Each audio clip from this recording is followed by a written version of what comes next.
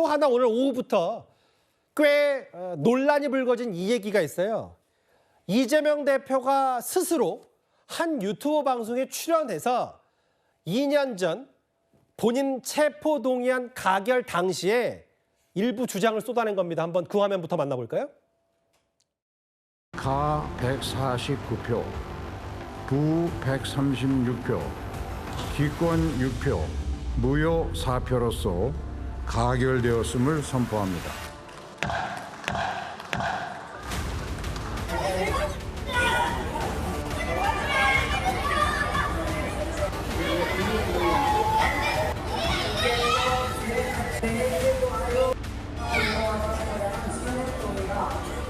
평화롭게 신고된 대로 집회를 진행하여 주시기 바랍니다.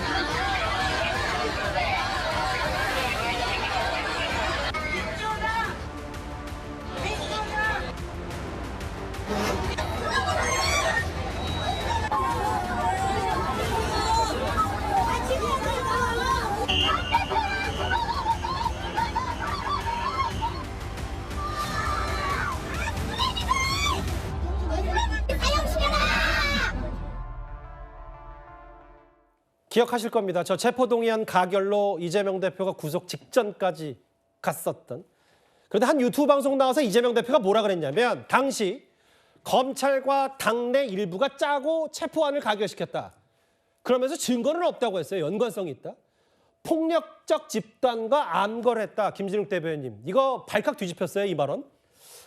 저 발언을 가지고 난리들이 지금 났다 이렇게 말씀을 하시는데 사실 저는 좀 논란은 좀 있는 것 같긴 합니다만 예. 저 발언도 정리가 될 것 같고요. 왜냐하면 지금 지금 답변이 나온 과정이 이 진행자가 당시의 상황에 대해서 이제 불쑥 질문을 던지니까 그 부분에 대한 설명을 한 건데 좀 전에 이재명 대표가 이제 저 부분에 대한 기자들의 질문에서 이렇게 얘기하셨더라고요.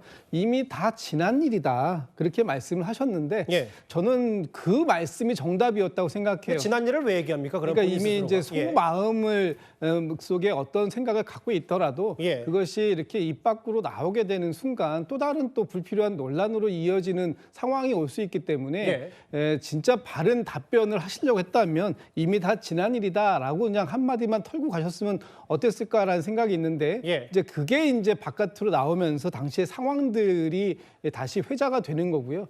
지금 이제 당시에 이재명 대표는 어떤 입장이었을까를 잠깐만 이제 생각해 보면 예. 이 본인에 대한 어떤 이 검찰에 대한 무리한 수사 이런 것들이 소위 윤석열 정부의 정적 죽이기에 검찰이 앞장섰던 예. 그런 상황이었고 그 상황에 당내 일부 인사들도 어떤 그 본인들의 정치적인 이해관계를 위해서 거기에 함께 한 거 아니냐 이런 이제 생각들이 있었던 건데 예. 그 부분에 대해서 이재명 대표도 이미 다 지나간 일이다 이렇게 얘기했으니까 더 이상 크게 논란은 삼지 않았으면 좋겠다 이런 생각이 있습니다. 근데 이제 논란이 식기를 바라실 수 있지만 이게 사실 그렇지는 않은 것 같아서 유력 대권주자 야당의 극일체제 이재명 대표가 그렇게 민주당이 검찰 독재를 외쳤는데 검찰과 당내 일부 비명계가 짜고 쳐서 본인 구속시키려고 했던 거 아니냐 이런 취지로 받아들일 수밖에 없어서요. 조금 전에 속보도 돌아왔습니다. 비명계 모임인 초일회가 이재명 대표 발언에 대해서 바로 반박을 했어요. 그 내용은 뭔가요? 근거 없이 동료 의원들과 검찰과 여당 내통했다고 주장하는 거 아니냐. 그러게요. 요즘 임종석, 김부겸, 박용진 이런 사람들 다 만나더니 분열주의적 발언에 경악한 거 아니냐, 속내 드러난 거 아니냐 이런 얘기겠죠. 앞에서 웃고 뒤에서 칼 꽂는 격이다. 그 통합행보는 쇼였나 이런 취지 텐데요. 장현주 변호사님. 네. 꽤 격앙될 수밖에 없잖아요. 비명계 입장에서는. 글쎄요, 아무래도 비명계에서 좀 더 세게 또 격앙된 반응이 나올 거다 이런 예상들은 있었던 것 같은데요. 예. 그렇다고 하더라도 저는 이재명 대표가 지금까지 보여준 통합 행보가 진정성이 없다 이렇게 보기는 어려울 것 같습니다. 이재명 대표가 나름대로 손을 내밀고 지금 포용의 그런 길을 가고 있는 것은 분명한 것인데 오늘 나온 메시지의 어떤 근간이나 그런 이야기들을 좀 들여다보면 예. 사실 김경수 전 지사도 그런 얘기를 하고 있는데 이낙연 전 총리 같이 지금 예를 들어 윤석열 박근혜 대통령과 이재명 대표가 동시에 청산되는 것이 뭐 시대 정신이다 이런 식의 발언도 사실 나왔었거든요. 그렇게 됐을 때 우리 당 내에서는 이낙연 총리가 가는 길이 너무 다른 길이기 때문에 그분까지 통합하는 것은 어렵지 않겠느냐 이런 얘기도 지금 나오고 있는 상황이었습니다. 그러니까 이재명 대표로서는 분명히 지금 민주진영이나 진보진영에서의 통합을 이루어야 되는 것도 맞고 당내 통합도 분명히 있어야 되는 것은 맞지만 또 당원들이 생각할 때 너무 다른 길이기 때문에 통합할 수 없는 부분에 대해서는 그래도 적어도 뭐 사과와 반성이라든지 이런 것이 전제된다든가 이런 것이 필요한 것이지 그냥 아무 일도 없었다는 듯이 통합하기는 어려운 것 아니겠느냐라고 하는 당원들의 시각도 있습니다. 예. 그런 부분들까지도 이재명 대표가 좀 아울러서 과거의 일을 좀 얘기한 것 아닌가 정도 생각합니다. 그러니까 이제 비명계 쪽의 핵심 얘기는 저 지금 속보 자막이에요. 앞에서는 그렇게 통합 외치고 웃더니 뒤에서 칼 꽂는 거 아니냐. 조금 전에 비명계 중에 한 명인 김동연 현 경기도지사 입장도 나왔거든요. 잠깐 한번 들어보겠습니다. 작년 체포동의안 당시에 민주당 소속 의원들과 검찰이 짜고 체포동의안을 가결시켰다. 이런 말씀을 하셨는데 아 그래요? 뭐 저는 뭐 처음 듣는 얘기인데요. 뭐 그럴 리가 있을까요? 우리 민주당 의원들이 검찰과 그런 식으로 할 거라고는 저는 뭐 상상이 안 됩니다만 제가 내용을 잘 몰라가지고 뭐 답하기가 좀 그러네요. 예. 그럴 일이 있을까요라고 하면서 김동연 지사도 이재명 대표 저 발언, 진위 이런 게 참 곤혹스러울 거예요. 논란이 꽤 일파만파 커지니까 기자들이 당연히 이재명 대표에게 저 도대체 매불쇼 유튜브 나가서 무슨 뜻으로 이 얘기를 한 건지 직접 한번 이 대표에게 물어봤습니다. 매불쇼 발언 중에서 이제 증거는 없지만 검찰과 짰다는 그런 정황이 있다고 말씀을 하셨는데 이미 뭐 다 지난 일이고 앞으로 우리가 해야 될 일은 어쨌든 당에 있는 모든 역량을 다 모아서 이 혼란상을 극복해야죠. 이제 다 지난 일입니다. 비명계에서는 좀 통합을 하는 제스처로 처음에 받아들였다가 약간 공격이 들어왔다는 그런 반응인데요. 당연히 뭐 아직도 비명계 그런 게 있나요? 입장이 다른 분들은 있겠지만 하여튼 이 엄혹한 환경에서 우리 국민들의 눈높이에 맞춰서 우리가 할 일을 함께 손잡고 해가면 좋겠습니다.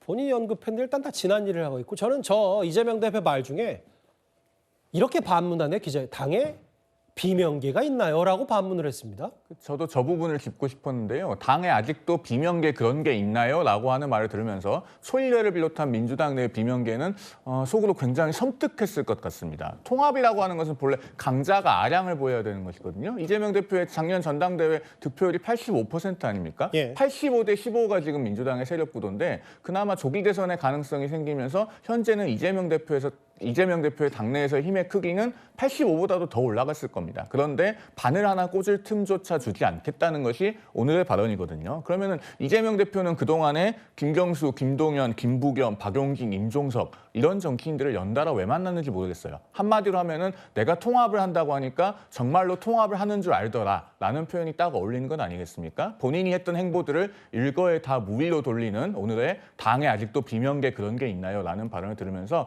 저는 이 말씀을 덧붙여서 드리고 싶습니다. 국민의힘 지지층이 너무 이재명 대표를 두려워할 필요가 없을 것 같습니다.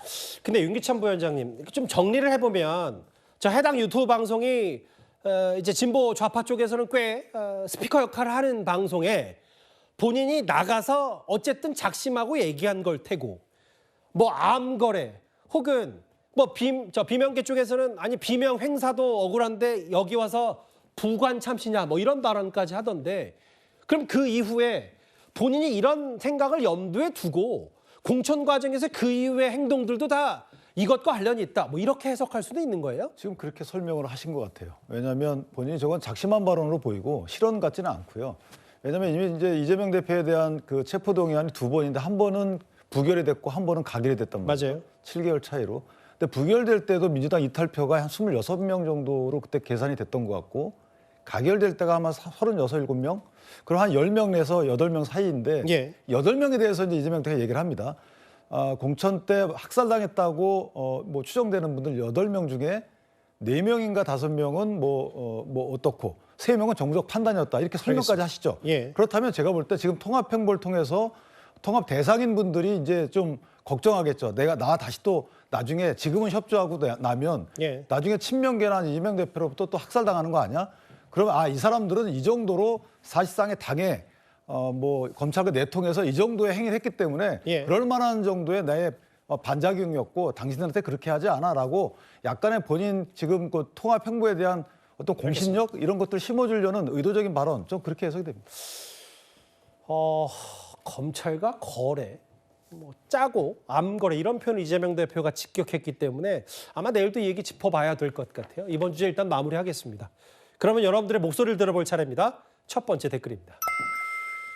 입이 10개라도 할 말 없다면 선관위는 참 말을 많이 하네요라고 하셨어요. 진짜 가족 같은 선관위였네라고 하셨습니다. 예. 현대판 세자비리 사건이다. 여전히 여러분들이 많이 이 선관위 채용 비리에 공분하신 것 같아요. 2년 전에도 사과만 했고 2년 후에도 사과만 하다라고 하셨습니다. 마지막 보겠습니다. 국회도 탄핵 기각 시에 본인 부담하라 아니면 말고식 지겹다. 민주당이 묻지마 탄핵 비판하신 것 같습니다. 댓글 5개 모두 감사드립니다.